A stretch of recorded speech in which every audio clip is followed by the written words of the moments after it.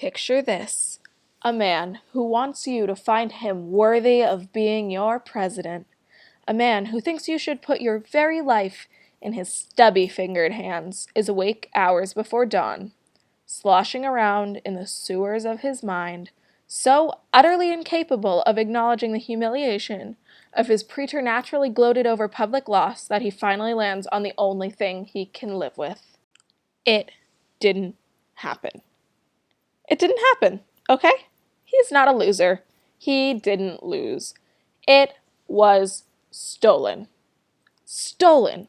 Ted Cruz, who looks like they weren't too careful with the forceps when they pulled him out. He looks like Joe McCarthy mixed with a comedy mask mixed with a tragedy mask. Ted Cruz stole the election. Everybody hates Ted Cruz. Everybody loves Trump. How else could this have happened? He's ready to fucking explode. Okay? Really, people. Just imagine one of those short digits. I know, I just mentioned it. But you can't say it enough because it drives him so nuts. Because he knows that everybody else knows what having short fingers means. On the nuclear button. And yes, he absolutely would like to blow up the world over this. But, since he doesn't control that button yet, he settles for turning those mini fingers loose on his keyboard. And, at 5:47 a.m., on February 3rd, 2016, @RealDonaldTrump furiously types, "Ted Cruz didn't win Iowa, he stole it. That is why all of the polls were so wrong and why he got far more votes than anticipated." Bad. Very bad. That's why it happened. There's no other possible explanation. Ted Cruz is just so bad. Hillary wins by coin flips and Cruz wins by theft. Nice world. His squat digits are moving again like plump maggots attacking the keys. During prime time of the Iowa caucus, Cruz put out a release that @RealBenCarson was quitting the race, and to caucus or vote for Cruz. A dirty trick. Well, what do you expect from a Canadian who shouldn't even be allowed to be running and won't be allowed to be running by the time Trump gets through with him? It was more than a dirty trick. It was a crime. A crime, people. Fraud. Hello? He can sue. He's gonna sue. His stumpy fingers pound out his wrath. Many people voted for Cruz over Carson because of this Cruz fraud. Also, Cruz sent out a voter violation certificate to thousands of voters. Voter violation. Voters were violated, folks. You were violated. Those porky little sausages that project from his palm once again transmit a message to the world, something he thinks everyone will want to focus on. His grievance, his outrage, the unfairness he's been subjected to. The voter violation certificate gave poor marks to the unsuspecting voter, grade of F, and told them to clear it up by voting for Cruz. Fraud.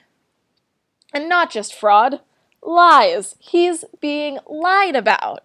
And finally, Cruz strongly told thousands of caucus voters, that Trump was strongly in favor of Obamacare and choice. A total lie. It's too unfair.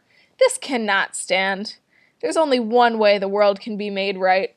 And too bad if that world is thrilled to finally have Iowa in its rear-view mirror and is beyond eager for New Hampshire to join it. The answer is so simple that only a dummy could disagree.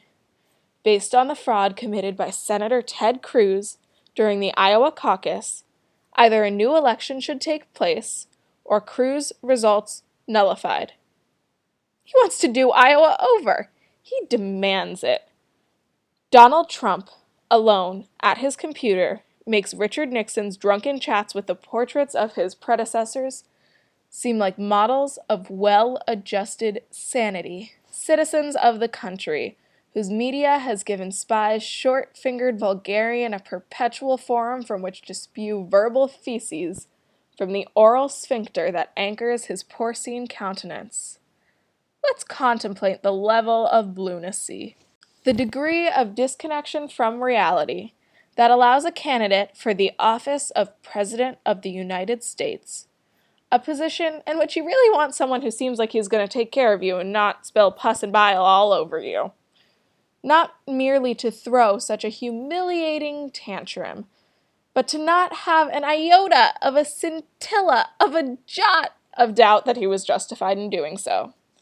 The little detail that the media refuses to point out, though it's apparent to any sentient human, is that Donald Trump is completely insane. Yes, this is my bid to get sued by him, the modern equivalent of making Nixon's enemies list. This narcissistic sociopath, a loutish man whose grudges against various women are a centerpiece of his campaign, an odious man whose myriad hatreds define him like no American has been defined by hate in many decades. A delusional man who claims he can shoot people dead in the street and not lose any popularity over it, has been, for more than half a year, presented to us very seriously as a possible leader of the free world by a corporate media that has abdicated all pretense of doing its job in the service of whoring after ratings. A demented madman is running for president. It's one of the biggest stories of the century. For all of the coverage it's getting, how great would it be if somebody besides the comedians was reporting it properly?